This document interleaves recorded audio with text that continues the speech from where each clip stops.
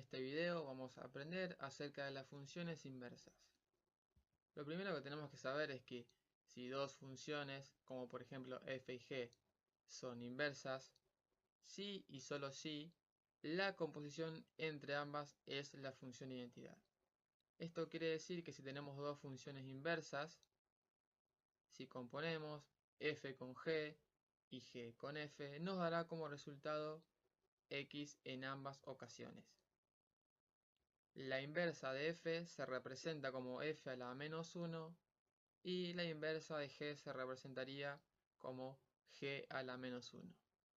Hay que tener cuidado de no confundir este menos 1 con el recíproco de una función, que es algo totalmente distinto.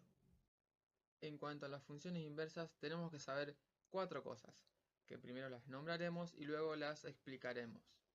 En primer lugar, una función admite inversa si y solo si es una función 1 a 1 o inyectiva, como se le dice en muchos libros, y cuando también es sobreyectiva. En segundo lugar, hay que saber cómo hallar la función inversa. Tenemos que saber también que si el punto A a B pertenece a la gráfica de la función f, necesariamente el punto BA, es decir, al revés, pertenece a la gráfica de la función f a la menos 1, es decir, a su inversa. Y también tenemos que saber que la gráfica de una función y la de su inversa son simétricas respecto a la recta y igual a x. Esto está relacionado con lo que decíamos al principio, que la composición entre ambas tiene que resultar y igual a x. En primer lugar, tenemos que decir que si una función es 1 a 1, es porque se da que para distintos valores de x obtendremos distintos valores de y.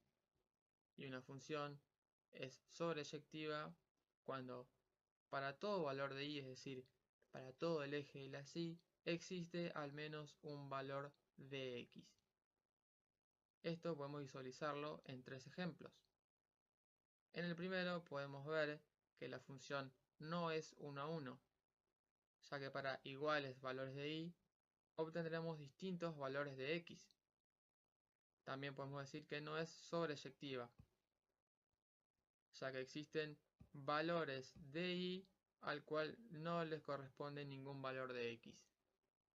En la segunda función podemos decir que tampoco es una función 1 a 1, ya que para un determinado valor de y existen distintos valores de x.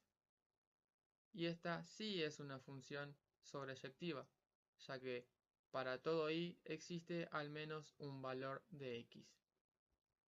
La última función sí es 1 a 1, ya que para distintos valores de x obtendremos distintos valores de y. Y también es sobreyectiva, ya que para todo valor de y existe al menos un valor de x. Para saber si una función es 1 a 1, existe un método llamado el método de la línea recta. Es decir, si trazamos una línea horizontal y si ésta toca la función en dos puntos, podemos decir que esta función no es 1 a 1, así como vemos en el primer gráfico. Si hacemos lo mismo en el segundo gráfico, esta recta tocará a la función en tres puntos y por lo tanto tampoco es 1 a 1. Y si trazamos estas rectas en la tercera función, ya sea en cualquier parte, obtendremos con que la recta tocará a la función en un solo punto. En segundo lugar, tenemos que saber cómo hallar una función inversa, y lo hacemos a través de dos simples pasos. El primero es simplemente reemplazar entre sí las variables, es decir, en lugar de la x va la y en lugar de la y va la x. Y en segundo paso simplemente despejamos la variable y. Para que se comprenda mejor, hagamos un ejemplo.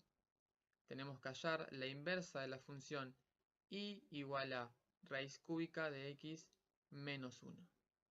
Lo primero que tenemos que hacer es reemplazar entre sí las variables, como lo podemos ver. Luego despejamos la y.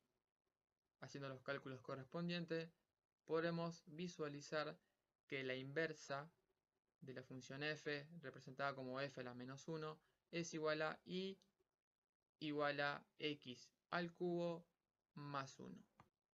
En tercer lugar, tenemos que saber que si el punto AB pertenece a la gráfica de la función f, entonces el punto BA va a pertenecer a su inversa. Utilizaremos las funciones del ejercicio anterior para demostrar esto. Y si, por ejemplo, el punto 28, 3 es un punto de la gráfica de f, entonces el punto 3, 28 va a pertenecer a la gráfica de su inversa. En cuarto lugar, tenemos que saber que la gráfica de una función y la de su inversa son simétricas respecto a la recta y igual a x, como podemos ver en el boceto.